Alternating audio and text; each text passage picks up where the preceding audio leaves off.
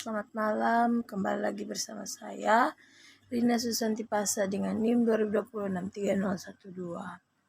Saya akan menjelaskan tentang materi lanjutan dari materi psikometri pada mata kuliah ventilasi tambang. Pada pembahasan kali ini saya akan menjelaskan tentang sumber panas pada tambang bawah tanah dan juga perencanaan ventilasi tambang bawah. Pertama yaitu sumber panas pada tambang bawah tanah. Di sini terbagi menjadi beberapa, yaitu yang pertama wall rock, yang kedua underground water, yang ketiga mercury and light, yang keempat human metabolism, and yang kelima juga ada oxidation, yang keenam ada blasting, dan yang ketujuh ada rock movement. Yang pertama yaitu adalah wall rock.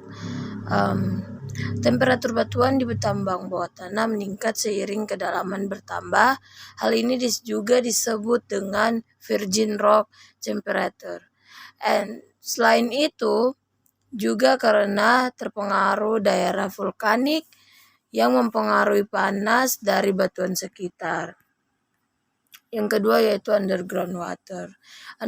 Underground water itu masih ada berkaitan dengan wall rock, dan underground water memiliki air tanah yang merembes dan menguap di dalam terowongan, meningkatkan temperatur, dan juga batuan yang panas akan memanaskan air tanah yang ada di sekitar batuan tersebut.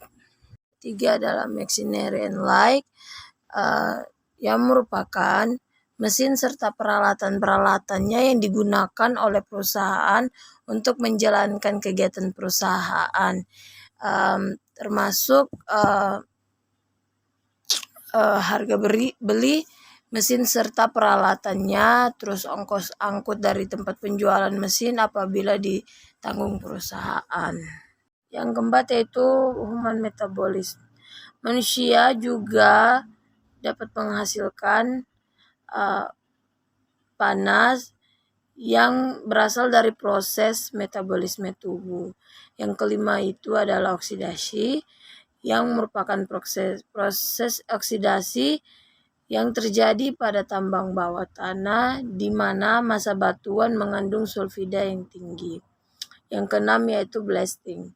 Blasting merupakan panas yang dihasilkan dari peledakan berupa panas singkat yang mengeluarkan efek dari reaksi peledakan.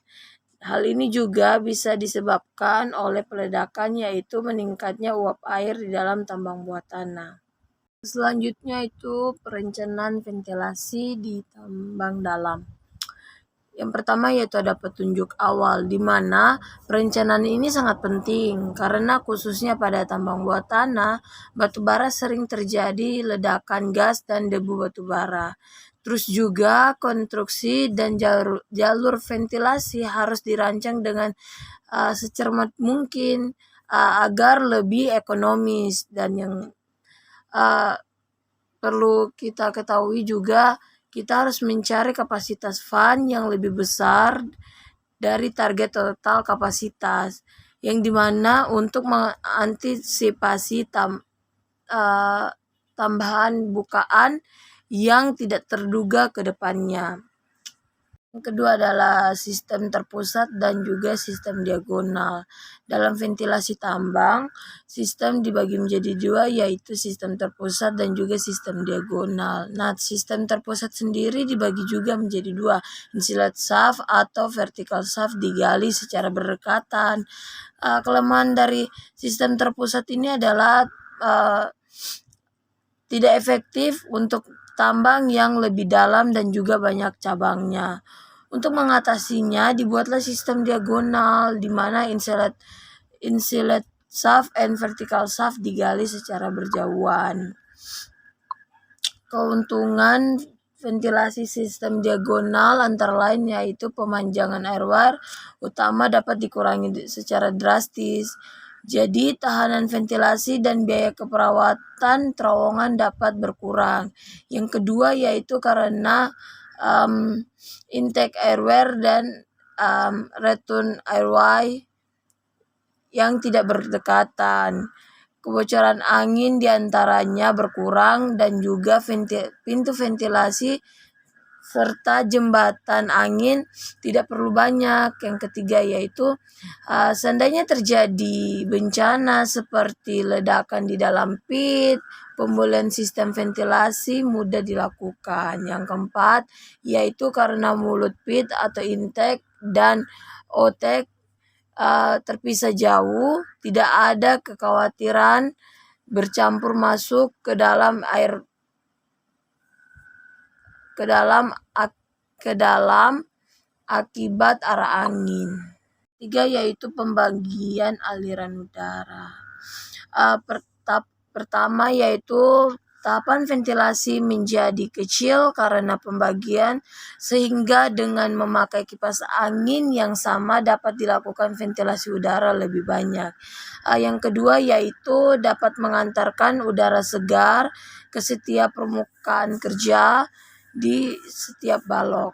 Yang ketiga yaitu apabila di airway terjadi kerusakan seperti caving, pengaruhnya dapat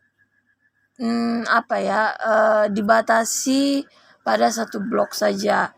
Yang keempat yaitu pengaruh bencana seperti kebakaran pit, semburan gas, uap bakar, dan juga ledakan pada blok yang dibatasi dengan satu blok. Yang kelima yaitu dapat mengurangi kecepatan angin di terowongan utama. Yang keenam yaitu dapat mengantarkan udara bertemperatur relatif rendah hingga kedekatan permukaan kerja. Demikian presentasi saya. Saya ucapkan terima kasih, minta maaf kalau ada salah kata. Sampai jumpa di video-video selanjutnya. Jangan lupa like, subscribe, and share ya guys. Thank you.